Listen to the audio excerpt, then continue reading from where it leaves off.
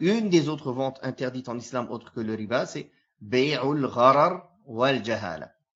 Les ventes aléatoires, indécises, ou bien dans lesquelles il y a une très grande inconnue. Les ventes aléatoires sont illicites quand l'inconnu, ou bien la chose qui est aléatoire, ou bien le fait de est-ce qu'on va profiter ou non de cette chose qu'on va acheter, c'est-à-dire la partie inconnue et dangereuse est grande. Par contre, s'il y a une inconnue, mais qui est minime, qui est négligeable, qui ne fait pas partie de la base de la vente, alors c'est négligeable. Cela n'interdit pas la vente. Parce qu'en vérité, dans toute chose, il y a au moins une petite part d'inconnu. Dans ce cas-là, on vendrait rien du tout. Et quand on va donner les exemples et on va développer, vous allez comprendre quel type de vente dans lesquelles il y a une grande inconnue, une grande part d'indécision, une grande part de choses cachées, de choses aléatoires. Pourquoi cela interdit la vente? Et quand est-ce que c'est négligeable? Quand est-ce que c'est négligeable? Pour comprendre cela, nous allons parler de certaines ventes que l'islam a interdites dans lesquelles il y a le gharar.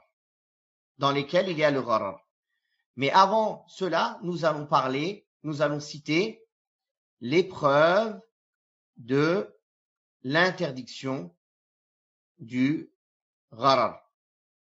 Premièrement, le prophète sallallahu alayhi wa sallam a interdit clairement bay'ul gharar, les ventes dans lesquelles il y a le gharar, et il y a une unanimité des savants sur cela. L'unanimité est présente sur al-ghararul fahish, al-kathir, la grande inconnue, la grande partie aléatoire, c'est une indécision trop grande. Elle n'est pas négligeable ni petite. Donc, les différents types de ventes interdites en islam, parce que se trouve dedans al-gharar, l'indécision, l'inconnu, une grande partie d'inconnu, ou bien la vente aléatoire, il y a bay'u habalil habala. Bay'u habalil habala. Qu'est-ce que ça veut dire? Les savants ont donné deux explications à cette vente. Premièrement, c'est d'acheter une chose et dont on paiera le prix que quand l'enfant de la chamelle aura enfanté. C'est-à-dire, on ne sait pas quand. On ne sait pas quand. Ou bien, une autre explication, c'est d'acheter l'enfant de la chamelle. C'est-à-dire quelque chose qui est inexistant.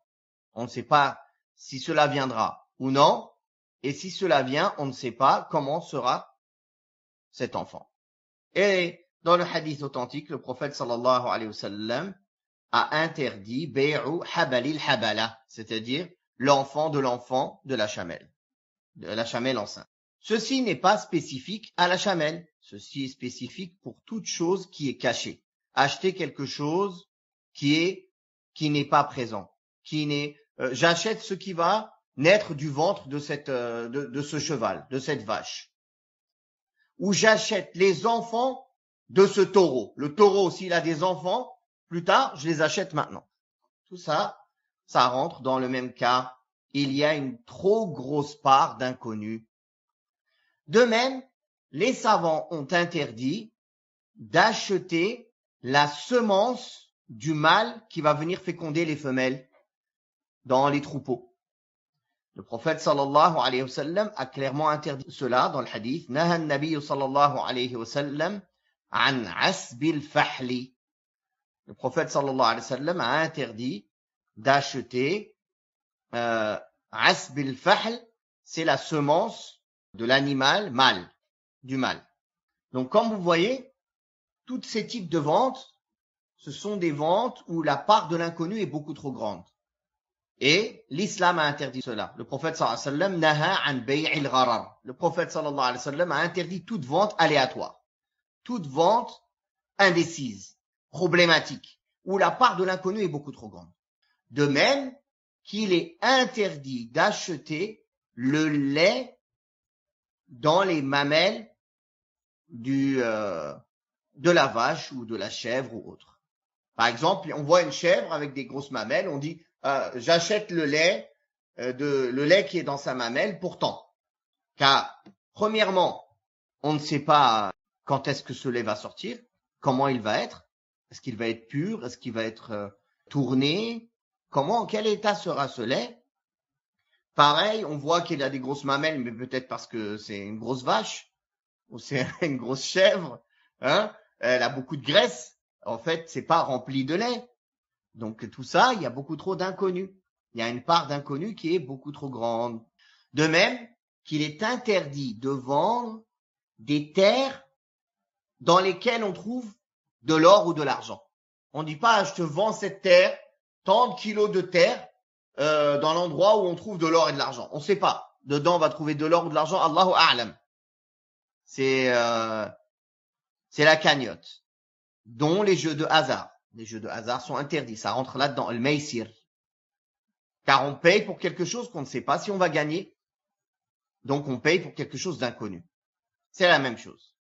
Concernant la vente de la laine sur l'animal, les savants l'ont autorisé avec des conditions.